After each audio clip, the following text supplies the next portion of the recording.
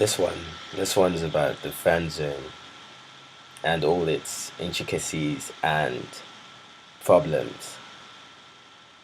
One of my friends, wonderful girl, says that there's nothing like the friend zone, and she says that okay, she'll admit that there might be something like it, but no one should complain about being in it because she's not the one that, because the girl isn't the one that's keeping you there. But that's a lie. It's the girl. It's her charms. It's her ways. You can't resist. We're men. We're like sheep. We fall in line more often than not. But anyway, she goes on to say that, well, um, the girl has given you her number. She thinks that you're attractive enough for her to be seen with you. You know that she's a little bit into you, at least. But then you start talking on your dates and you have no swag. And, you're asking her questions, you, a grown ass man, asking her questions like, what's your favorite color? What if we really like colors? Like, obviously, if your favorite color is a blue, then I'm going to be interested because my favorite color is blue. And it's like, oh my god, we have something in common. Our favorite colors are blue or is blue, like, and then we can go into detail. Well, I'm more of a cobalt blue sort of person, cobalt, navy, Actually, those are two entirely different colors. I like cobalt and I like navy and I like royal. These are all blues. And then she could be like, well, I like cerulean and I like sky and I like baby blue. And then we know that, okay, we're a little bit different. Colors are magic, and there's so many colors in the world. So many colors. Too little time. Anyway, but she says that this is a bad question to ask. That may or may not be true, and I may or may not have ever asked that question, even in my adult life. So we're going to move on from that. She goes on to say that, so she is assuming that you passed the initial BBM, the BlackBerry Messenger phone test, and you do agree to go out on a date together. Don't be a shy guy, because shy guys are the worst. She disagrees with Diana King when she says that she just wants a shy guy, because this girl obviously doesn't want a shy guy at all. She says that players are bad, but shy guys are the worst. Does it really matter if I don't hold your hand or if I don't feel comfortable touching you just yet? I am. I'm a sensitive chap, I can't let myself go that easily. I have to. It takes time. You have to be patient with me.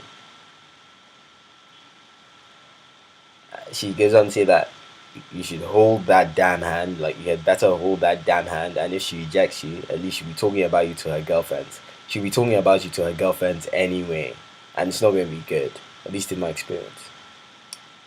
Now, this girl in question, I am quite clearly this friend. I'm in the friend zone with her, like there's no coming out of it. I don't like. She's a nice girl, but maybe she's okay. She's not my type. I've said it, but she's awesome. Not my type. Too tall. I'm 5'7" and she's 5'7" too.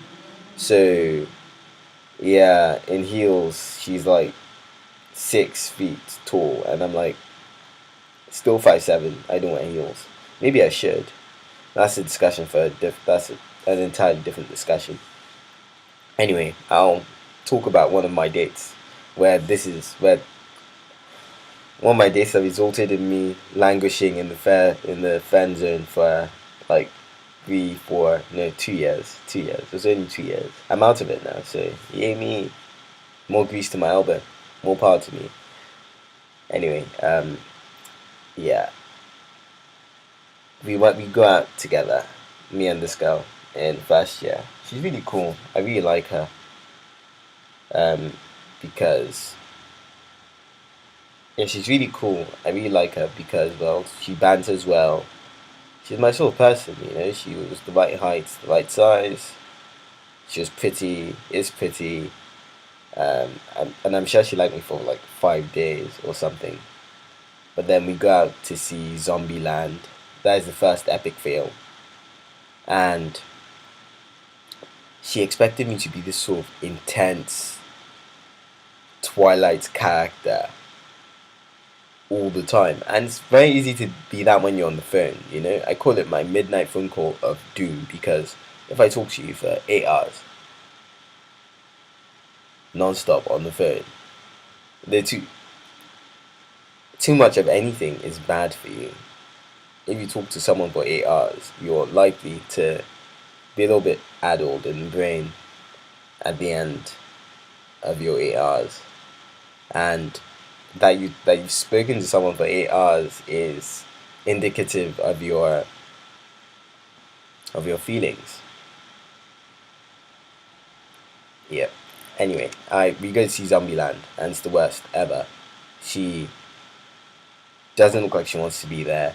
She is leaving the cinema all the time, talking to her friends. You see, there was no touchy touchy. There was no kissy kissy. There was no hand stroking, holding. None of the things I imagined. You know, I didn't even get popcorn because I was like, like fresh breath. Yeah, we have to style it out. And yeah, none of that happened. She was not interested at all. It seemed like she was expecting a Ferrari and then she got a Toyota Corolla. And Toyota Corollas are perfectly fine, you see, but then I disappointed her. I didn't feel bad about that. I felt bad for myself, you know. I just wasted my money going to see this damn movie with this stupid girl when I could have gone and watched the damn thing illegally online. Is it illegal? Oh, it's not mine.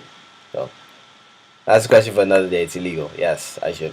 But on this occasion, I didn't. I went to cinema. Yay. Zombieland made money because of me, so that's a good thing. But anyway, I had done all these things, and at the end of the night, I was emotionally distraught. I was in pieces. She messed with my vibe. I was walking into things, stumbling, walking to people, just generally not looking cool. Oh, it was literally not my best night, and I should have done differently. Oh well, that's life. I'm not hung up on her at all, but still, I feel that I should have done better. Given a better reckoning of myself. Anyway, but then in my fragile emotional state, I aspired to be the best damn friend she'd ever had, and I was that for some time. But when you're an interested party and this girl is talking to you about other people that are interested, it drives you nuts. You just want to shoot them. It's like she is mine. Leave her alone. And this video is actually a lot longer than I thought it'd be. But yeah, that's why it didn't turn out well. We hardly ever see anymore, so it's fine. And I'm not even sure that we're friends, so I'm out of the friend zone. No, we're friends, obviously, like acquaintances, and I have nothing bad. I have nothing bad to say about her, and I hope that she has nothing bad to say about me either. But still, yep, that's the current situation. But yeah, there's such a thing as a friend zone. And you can't blame me for being there. It's the fault of the universe. Is it my fault that I'm a naturally, attached, sympathetic, loving person, maybe? Not, yeah, so that is my experience of being in the fan zone. If you're in it, get out. It's the concentration camp of relationships. You do all the work, but you get none of the reward.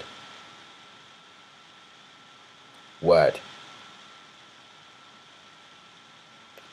I have to find a way to look more animated in these things because it looks like I have lazy eye.